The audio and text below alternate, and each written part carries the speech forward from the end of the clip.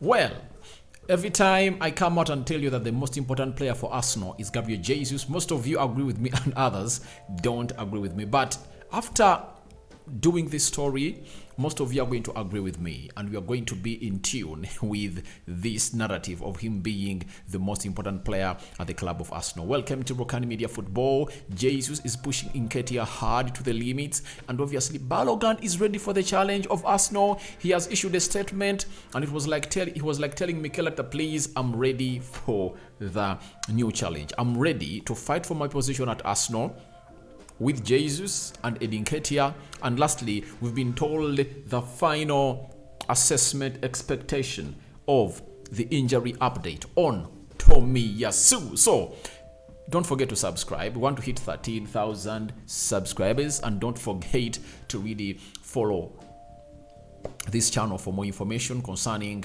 all football team news. Apart from Manchester United, those that want to hear from Manchester United Matters channel is the place to be. So let's roll and see how this is really going to go on and really unfold here onto this channel. Now, we've been told by Sam Dean.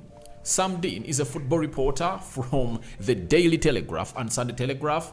He has told us that while Jesus was out, he would speak every day to Nketiah, his replacement in the starting 11. The pressure on Nketiah was intense, and Jesus was there to put his arm around his young teammate to help where he could. Now, to me, I believe they're in the same age, because Nketiah is like 23, 24 years of age. Jesus is like 24, is like 25, 26. And the only difference is that Jesus has played at a world-class level for a very long time than Nketiah. When he was brought in at City in 2017 from Palmeiras, that is Gabriel Jesus, he started to play for City, and he has lifted very many trophies for City, apart from the Champions League, the Super Cup, and the Club World Cup. Those are the only trophies that Jesus has seen him himself not lift for City, because City never won any of those. But the rest, Premier League, FA Cup, Carabao Cup, Community Shield, he has really gone ahead to win them. Now, you know, it takes more than a striker or more than a player to be a leader. And the hierarchy of the leaders of Arsenal is well known. One, it's Martin Odegaard. He's the first captain. The second captain is Xhaka. The third captain is Gabriel Jesus. So you need to be having a minimum of 5 leaders into that dressing room. I believe even now, Jorginho joining the bandwagon, he's also a leader onto that. So you must be having 5 leaders onto that team to be helping the captain. Now, Jesus knew that there was a lot of pressure coming in from media when he really got an injury. And remember, he got an injury like 2 weeks to Arsenal resuming to play. And very many people were on social media talking about how Nketiah can't come in and really fit in the boots of Jesus. He's not going to score those goals, you get? So, it was the mantle of Jesus to know that, all right, I need to put a lot of energy in my young brother to get into the levels of really playing well. And obviously, he always talked to him, and he called him on a regular basis, and you saw him post him onto his Insta stories every time he scored, because he wanted to really support him. Because if the entire world was not believing in you, Jesus was showing him that, for me, you have my back, and I'm believing in you, you can really score those goals. And Nketiah saw himself score 1 goal against West Ham, 1 against Brighton. He scored a brace against Oxford, those are 4. He scored against Manchester United, a brace. Those are 6. I think scored close to 6, 7, 8 goals in the absentia of Gabriel Jesus. But when Jesus started to return, I think that pressure went onto his head. You know, during those games you saw him score brace against Manchester United, it was when Jesus was really far away from return, because that was around January, not so.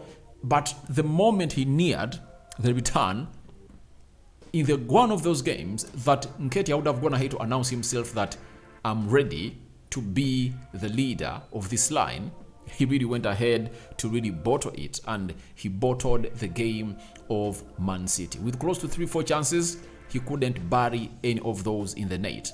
That is Jesus for you. Sorry, that is Edin Ketia for you. But we have to go ahead and really give Jesus his flowers for really giving him the confidence to come in and really play. Because, guys, you might be good enough, but can you hold the pressure?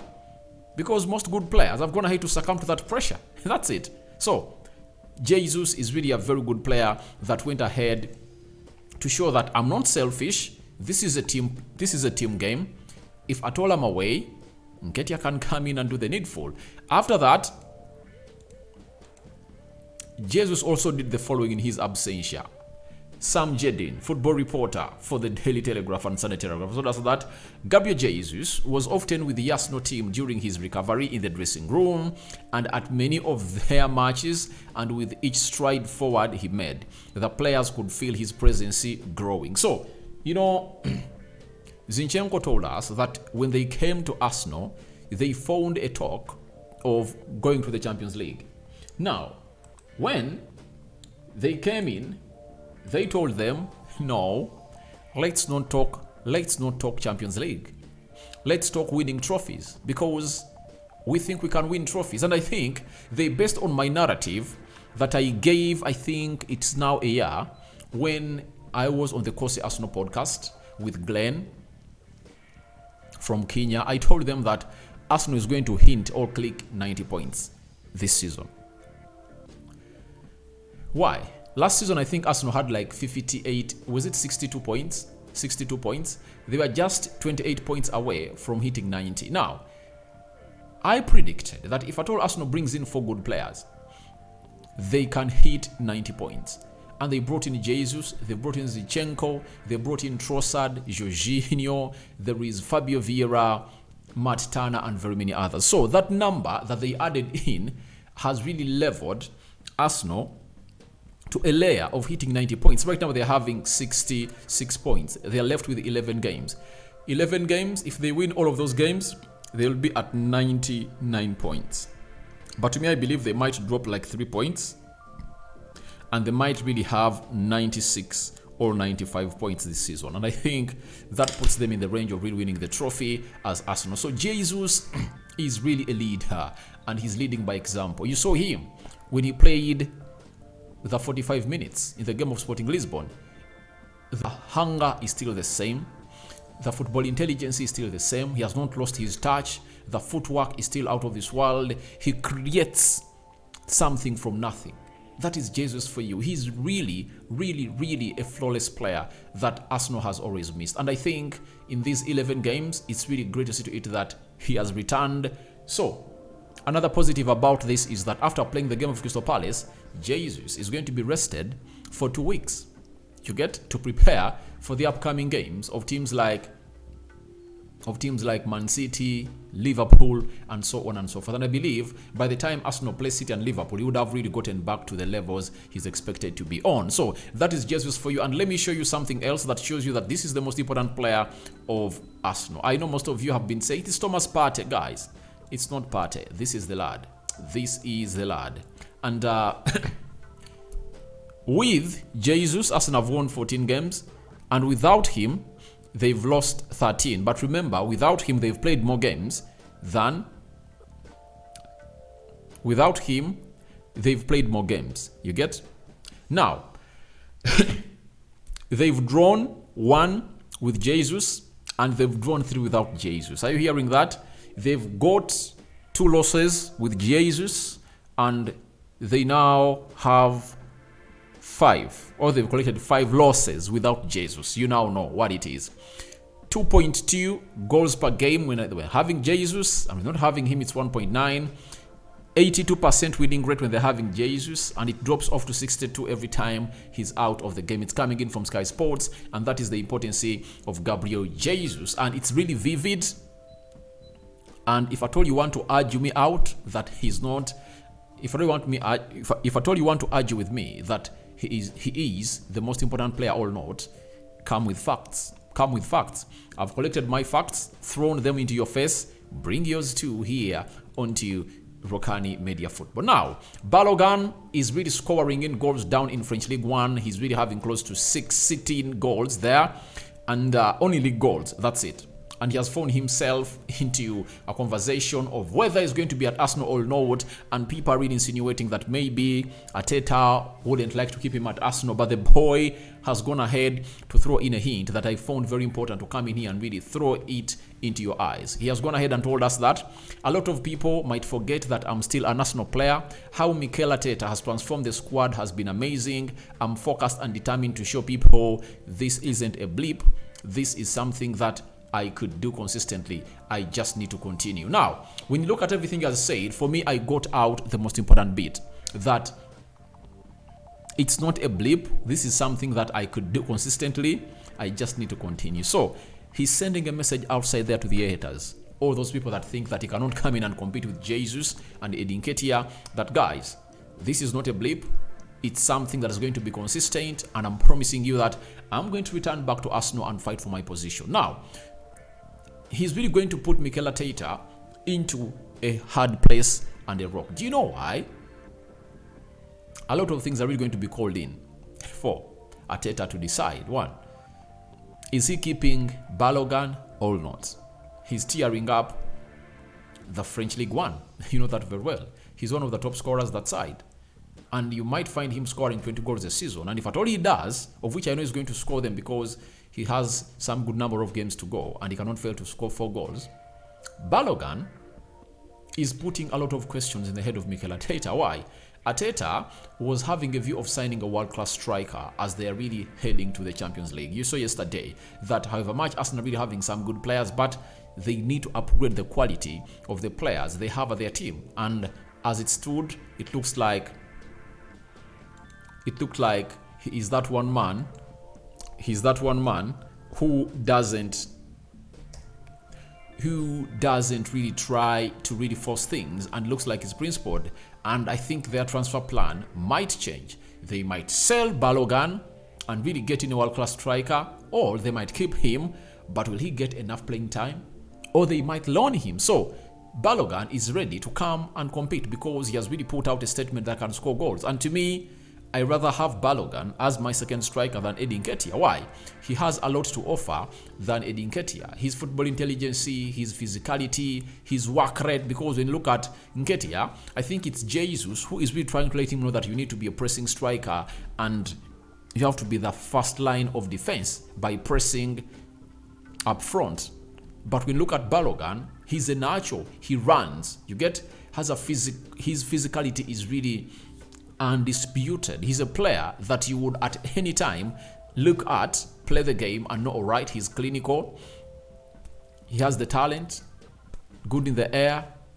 He has the energy, he will run, he will press. So everything you'd love in a striker, Balogun has it. And that's why he has been called into the under-21s of England, though he wanted to be involved into the team of England. And I think it's really too early for him. If at all I'm Balogun, I just continue playing my game. Because he came out and posted that if you're not wanted somewhere, you should go where you are wanted. It was like sending a message that if at all you don't put me into that English squad, I'm going to go to Nigeria because he's of Nigerian decency. That's it. Or ethnicity. So that is Balogun for you.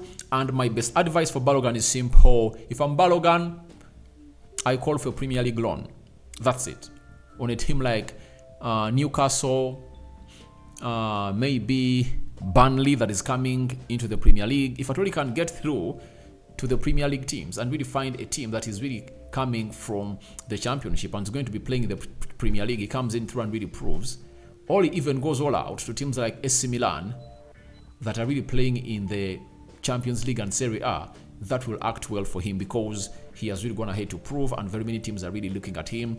That is Balogun. So let's go to the last story of Tomiyasu. Tomiyasu was injured yesterday, and it's said that he's having an ankle injury. Now, the Arsenal correspondent for BBC, known as Dan George, has told us that Arsenal are hoping to get an update in the coming days as to the extent of Takehiro Tomiyasu's injury, which forced him off last night against Sporting Lisbon. Now, injuries have turned into injuries at Arsenal. Mikel Arteta has always gone ahead to really say that we need to use the players that we are having, but sometimes some injuries hit you bad, like this injury. You know, the right back is injured, the central defender is injured, and Ben White, who can come in and play as a central defender with Gabriel Magalhaes, plays also the right back, and Arsenal is left with no options of the right back. So as it stands, it is really looking bad for Arsenal. But let's wait and see how that update of Tomiyasu is going to come in through, and for how long he's going to be out, as to be read to us